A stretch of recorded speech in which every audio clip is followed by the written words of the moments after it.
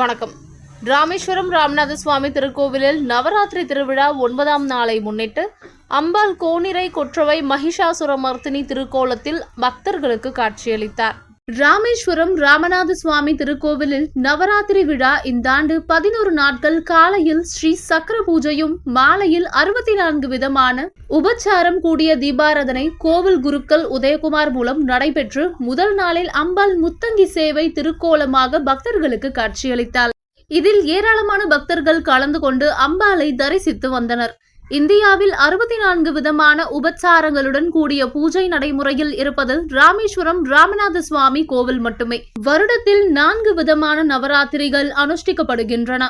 வைகாசி மாதத்தில் வசந்த நவராத்திரி, ஆனி ஆடி மாதத்தில் வரும் ஆஷாட நவராத்திரி, புரட்டாசி மாதத்தில் வரும் சாரதிய மகா நவராத்திரி, தை மாதத்தில் வரும் மக நவராத்திரி ஆகும்.